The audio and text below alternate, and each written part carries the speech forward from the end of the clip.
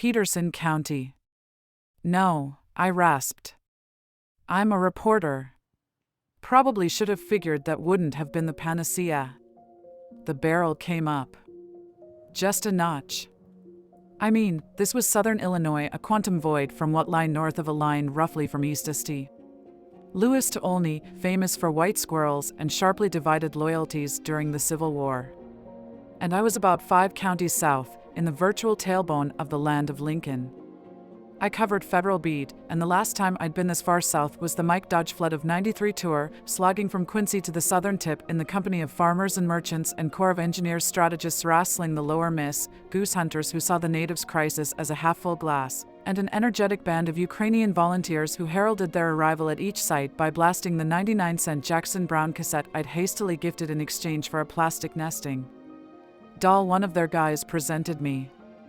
The tour closed in tiny Olive Branch, where the nation's to-date only black AG secretary had choppered into a diner that made in the heat of the night look like biscuits and gravy at Tiffany's, in possibly the widest reach north of the real Masons/Dixon. I almost begged Secretary Espy for a seat on his bird. A decade later, the old man on the porch kicked a shell into the chamber. He wore a sea cap so far down over his forehead that all I could see was a knobby, possibly melanoma nose, and a hard line of the mouth. A farm reporter, not a real one, I amended. The AG secretary's supposed to be speaking around here, at the Kendricks, but my stupid GPS fouled up. The old man's expression didn't shift, but after a tick, the shotgun dropped back to standard trespasser elevation. You thought it was 1100 North Stiata South, didn't ya? He inquired, quietly. There was an intelligence, a vigor in his voice I hadn't expected. You're looking for 1100 South. Reset your little magic box, and it ought to take you right to the door. Go peddle it elsewhere. The Kendrick place was, as advertised, right off County 1100 South and 300 East. Up the long drive, near a huge Morton building, I could see the usual crew of AG radio folks and my prairie farmer and successful farming buds, a Reuters guy I only saw at highfalutin soirees like this, and a couple of local general assignment guys probably asking the others what to ask. A portly county cop leaning on his cruiser spat into the berm, and a subtle smirk kinked his mustache. Reporter, right? Sheriff Latrobe. Secretary Lady's plane hadn't got delayed, you'd been interviewing cows. GPS on the fritz? I went to 1100 North instead of South, stopped for a chat with one of your local guys, I related. Not exactly a down-home welcome. I think the shotgun might be worth something on Antiques Roadshow. The sheriff came off the car. Who are we talking about? I grinned dismissively. Suspicious old guy probably hadn't had visitors in a decade. No matter, Latrobe grunted. Can't have some dumbass old redneck playing chicken, especially with the press. You get a name? Harwood, I sighed. The mailbox. Ray Harwood? That doesn't sound like Ray. He's a little quiet, maybe too quiet, but he's not the violent type. I'm thinking maybe we pay Ray a call, see he wants to explain himself. Not a big deal, I began. Look, you like fried chicken? 'Cause Ray's right on the way to the best in the county. Finish your chat with the secretary lady, we'll do a little recon and grab some lunch, okay? It ain't Coco Vin, but otherwise, you got Hardee's at the exit or Mini-Mart Pizza. Coco Vin? Sorry, Latrobe grinned, yanking his driver's door open.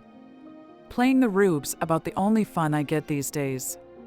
The old man was on the porch, in an aluminum lawn chair from the Kennedy era. The shotgun was nowhere in sight.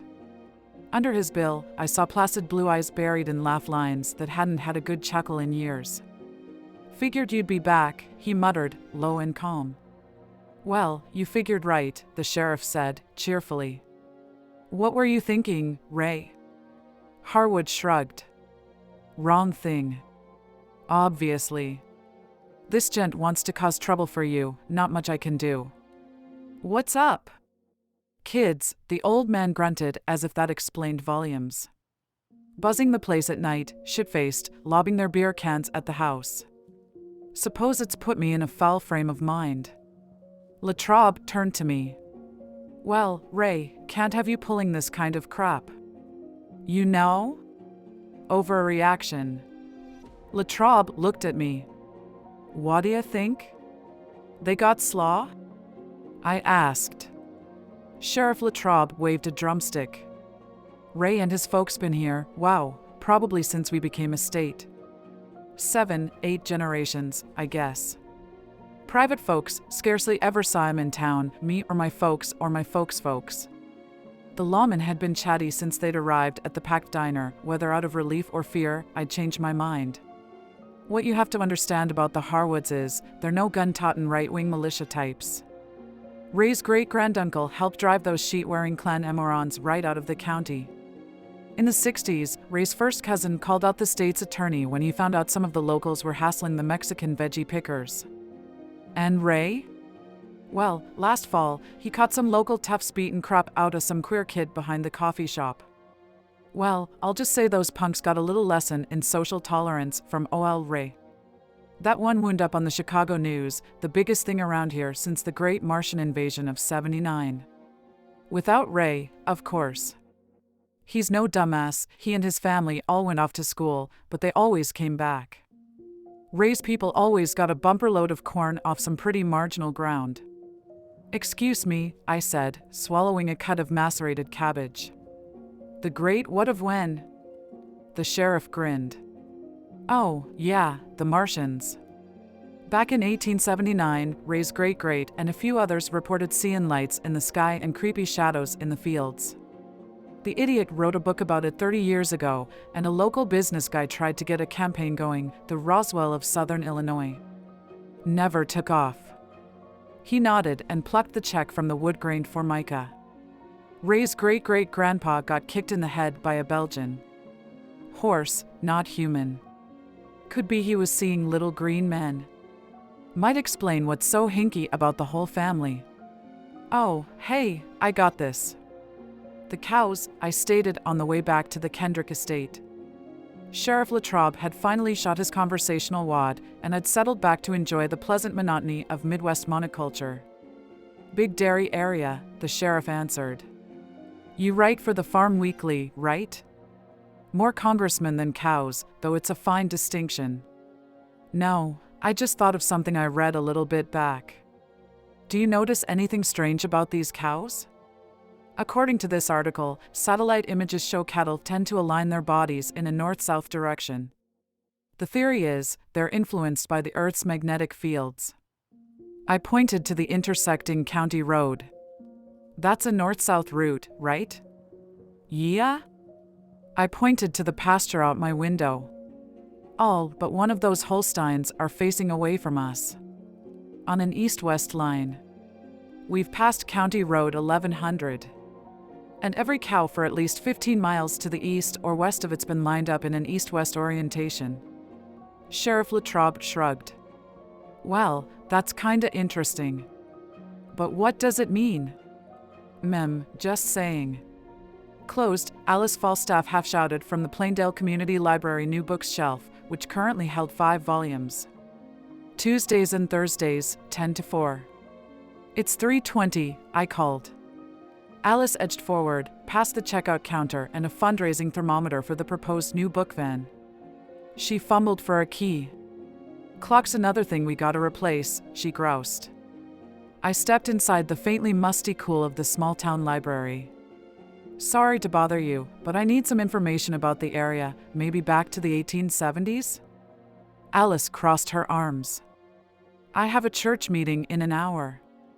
You can't come back Thursday? I'm only here overnight, got a story tomorrow next county over. Oh, and a history of the county would be great, too. I glanced past Alice at the cardboard thermometer. Look, would $10 help you get a clock? She considered. Okay, I'll show you to the basement stacks. You got a half hour, or I'll issue you a temporary card if you drop it all in the box outside before you leave town tomorrow. Unlocking the old-school door to my motel room was an acrobatic chore, especially juggling a stack of yellowed, oversized volumes. The History of Peterson County, volume I was no barnburner, but volume 2 made up for it with a heap more genealogy and regional ass-kissing. Volume 2 covered the 20s through to the Big War, and the last time, the more recent affair.